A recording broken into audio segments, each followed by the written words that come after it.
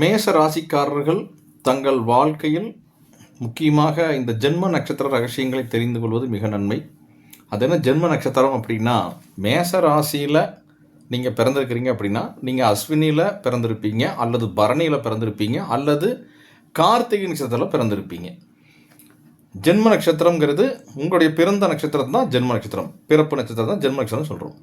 அந்த ஜென்ம நட்சத்திரம் வரக்கூடிய நாள் ஒவ்வொரு மாதமும் உங்களுக்கு 27 நாளில் ஒரு நாள் உங்கள் நட்சத்திரம் வரும். அந்த நட்சத்திரம் எப்படி நம்ம பார்க்கணும் அப்படின்னா, நீங்கள் கேலண்டர்லேயே நம்ம வந்துடும். நீங்கள் அஸ்வின் நட்சத்திரத்தில் பிறந்துக்கிறீங்க, கேலண்டரில் 27 நாளைக்கு ஒரு முறை அஸ்வின் நட்சத்திரம், பரணி, கார்த்திகை அப்படின்னு நீங்கள் பார்த்துக்கணும். அப்போது இது எப்படி எடுத்துக்கணும், உங்களுக்கு சந்திரன் இங்கே தான் நிற்கிறார். நீங்கள் எந்த லக்னம் வேணாலும் இருக்கலாம், சரியா? ஆனால் சந்திரன் உங்கள் ஜாதத்துக்குள்ளே அஸ்வினிலேயோ பரணிலேயோ கார்த்திகை அப்படிங்கிற 3 நட்சத்திரத்தில் மேஷத்தில் நிற்பார்னு வச்சுக்கோங்க. ஏதாவது ஒரு நட்சத்திரம் நிற்கிறார். அப்போது அந்த சந்திரனை உங்கள் ஜனனகால சந்திரன் அப்படின்னு சொல்லுவோம். உங்கள் ஜாதத்துக்குள்ள ராசி கட்டத்தில் தான் இதை பார்க்கணும். ராசி கட்டத்தில் ஜனனகால சந்திரனை இந்த கோச்சார சந்திரன், இது என்ன சொல்லுவோம், கோச்சார சந்திரன். அப்போது இந்த ஜனனகால சந்திரன் அப்படின்னு சொல்லக்கூடிய உங்கள் ஜாதத்தில் இருக்கக்கூடிய சந்திரன் மேலே இந்த கோச்சார சந்திரன் செல்லக்கூடிய நாள் தான் ஜென்ம நட்சத்திரம். அந்த ஜென்ம நட்சத்திர நாளில் நாம் வழிபாடுகள் செய்யும்போது நமக்கு நல்ல பலன்கள், ஒரு விருத்தி கிடைக்கும், பிரார்த்தனைக்கு ஒரு பலம் கிடைக்கும். சந்திர பலம் உள்ள நாள் அப்படின்னு சொல்கிறது இந்த நாள். இப்போது மேச ராசிக்காரங்க அப்படிங்கிறது ஒரு காம்பவுண்ட். அதில் டிவைடு அஸ்வினி, பரணி, கார்த்திகை, அதில் முதல் பாதம், இப்படிலாம் 2வது பாதம், 3, 4ன்னு இருக்குது. அந்த நட்சத்திரம் வரக்கூடிய அந்த நாளன்று நீங்கள் முருக வழிபாடுகள் செய்வது மிக மிக யோகம். உங்கள் ஜென்ம நட்சத்திரம் வரக்கூடிய நாளன்னைக்கே நீங்கள் கோயிலில் குறிப்பாக முருக வழிபாடுகள் செய்வது மிக யோகம். இது காமனாக மேசராசிக்காரங்க அஸ்வினி, பரணி, இந்த கார்த்திகை 3 நட்சத்திரக்காரர்களும் இதை நீங்கள் எப்போதுமே பண்ணிக்கலாம், சரியா? உங்களுக்கு பக்கத்தில் இருக்கிற ஒரு முருகர் கோயிலுக்கு போயிட்டு வர்றது அப்படிங்கிறது நல்லது.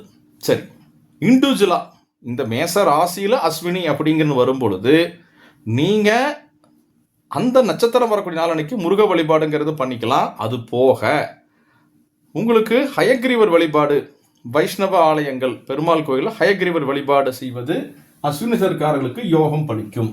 அடுத்தது பரணி நட்சத்திரக்காரர்களை பொறுத்த வரைக்கும் ஹனுமன் வழிபாடுகள் செய்வது மிக மிக யோகமாக இருக்கும். ஹனுமன் வழிபாடு செய்வது பரணி நட்சத்திரக்காரர்களுக்கு. அடுத்தது இந்த கார்த்திகை நட்சத்திரத்தில் பிறக்கிறவங்களுக்கு லக்ஷ்மி நரசிம்ம வழிபாடுகள் செய்வது யோகமாக இருக்கும். அப்போ வைஷ்ணவ ஆலயங்களுக்கு செல்லும் பொழுது இந்த நட்சத்திரக்காரர்கள் இந்த வழிபாடுகளை பண்ணிக்கிங்க. பொதுவாகவே பக்கத்தில் உங்களுக்கு ஒரு முருகர் கோயில் இருந்தால் போயிட்டு வாங்க. மொத்தத்தில் அந்த கோயிலை நம்ம வகைப்படுத்துகிறோம், அவ்வளோதான். ஒரு ராசி மண்டலம் அப்படிங்கிற கணக்குக்கும் போது நீங்கள் பொதுவாக ஒரு முருகர் கோயிலுக்கு போயிட்டு வாங்க மேசராசிக்காரங்க, ஏன்னா செவ்வாவுடைய அதிபதியாக இருக்கிறனால போயிட்டு வாங்கன்னு சொல்கிறோம். ஆனால் இண்டிவிஜுவலாக என்னுடைய நட்சத்திரத்துக்கு எந்த இடம் அப்படின்னு ஒரு கேட்டிங்க அப்படின்னா இப்போ நான் சொன்ன கணக்கு தான், சரிங்களா? அஸ்வினி அப்படிங்கிறது ஹயக்ரீவர் வழிபாடு, பரணிங்கிறது ஆஞ்சநேயர் ஹனுமன் வழிபாடு, கார்த்திகை நட்சத்திரத்தில் பிறக்கிறவங்க லக்ஷ்மி நரசிம்மர் வழிபாடுகள் செய்வது யோகம். இந்த குறிப்பாக இந்த காலகட்டத்திலேயே நீங்கள் கோயிலுக்கு போய் வழிபாடுகள் செய்யும் பொழுது ஒரு பொருளாதாரமாக இருக்கட்டும், தனபலம், செல்வபலம், புத்திரபலம், திருமண தாமதங்கள் வர்றது, கணவனை பிணக்குகள், ஏதாவது பிரச்சனை இருந்தால் முடிஞ்ச வரைக்கும் ஓரளவுக்கு தீரும், ஒரு நம்பிக்கை. ஆனால் அவங்க ஜாதகத்துக்குள்ளே இருக்கக்கூடிய திசாபுத்திகள் ரொம்ப முக்கியங்கிறதையும் புரிஞ்சுக்குங்க. இது ஒரு பேசிக்காக தெரிஞ்சு வச்சுக்கிறதுக்காகத்தான் இந்த வீடியோ நான் உங்களுக்கு கொடுக்குறேன். இதுக்கு முன்னாடி நான் அந்த ஒரு வீடியோ ஜென்மக்ஷன் இண்டிவிஜுவலாக போட்டிருக்கிறேன். இருந்தாலும் கொஞ்சம் ஆய்வு செய்து இன்னும் கொஞ்சம் பெட்டராக இந்த டைமில் நான் கொடுத்துருக்கிறேன். இதை நீங்கள் அப்ளை பண்ணி பாருங்கள். உங்கள் நட்சத்திரம் வரக்கூடிய நாளன்னைக்கு போய் வழிபாடுகள் செய்வது அது யோகமாக இருக்கும். நீங்கள் மேச ராசி அப்படிங்கிற காம்பவுண்டை எடுத்துகிட்டு முருக வழிபாடு செய்தாலும் ஓகே தான். அஸ்வினி, பரணி, கார்த்திகை பிறந்த உங்களுக்கு இண்டிவிஜுவலாகவே நான் சொன்ன வைஷ்ணவ ஆலயங்கள் சென்று அந்தந்த வழிபாடுகளை செய்வதும் யோகமே. கோச்சார சந்திரன் ஜனனகால சந்திரனை சந்திக்கக்கூடிய காலகட்டத்தில் நாம் சந்திரபலத்தோட கோயிலுக்கு போய் வழிபாடுகள் செய்யும்போது நமக்கு ஒரு வலிமை வரும், ஒரு மனோபலம் வரும். அந்த மனோபலத்தின் மூலியமாக பிரார்த்தனைகள் நம்ம வேண்டுதல் எடுக்கும்போது கிடைக்குங்கிற ஒரு நம்பிக்கை. இதை போய் செஞ்சு பாருங்கள்.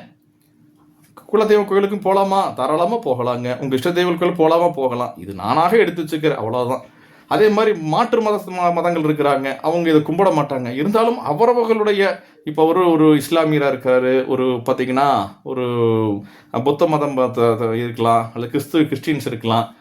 இந்த நட்சத்திரம் வரக்கூடிய நாளன்னைக்கு உங்களுடைய சந்திரன் கோச்சாரச்சந்திரன் மீட் பண்ணக்கூடிய காலகட்டம், சந்திக்கக்கூடிய காலகட்டம். உங்களுடைய இறை வழிபாட்டில் இருக்கக்கூடியவர்களை நீங்கள் போய் பார்த்தீங்கன்னா தெய்வங்களை வழிபட்டு வரலாம். இப்போ இஸ்லாத்தின் போது அன்னைக்கு அந்த நாளில் மசூதி, தர்கா போயிட்டு வாங்க, சர்ச்சுக்கு போயிட்டு வாங்க, இது கிறிஸ்டின்ஸ் போயிட்டு வாங்க. மொத்தத்தில் ஒரு அனுகூலத்தை வாங்குறதுக்கு தான் இங்கே போகிறோம். நம்ம வேண்டுதலை கரெக்டாக கொண்டு வர்றதுக்கு தான் அங்கே போகிறவே ஒழிய, மற்றபடி இங்கே மதங்கள் அப்படின்னு எடுக்கும்போது இப்போ நான் ஹிந்து அப்படிங்கிற சாஸ்திரத்துக்குள்ளே இதை நம்ம இப்போ மீட் பண்ணுறோம். மற்றவங்க பண்ணக்கூடாதுன்னு அர்த்தமே இல்லைங்க. தாராளமாக அவங்கவுங்களுடைய மதம் சார்ந்த அந்த ஸ்தலங்களுக்கு சென்று வழிபாடு செய்வது யோகமே. எல்லாருமே நல்லா இருக்கணுங்கிறக்காக தான் ஜோதிடம் உருவாக்கப்பட்டிருக்குது. இந்த மதம் அந்த மதம் அப்படியெல்லாம் கிடையவே கிடையாது.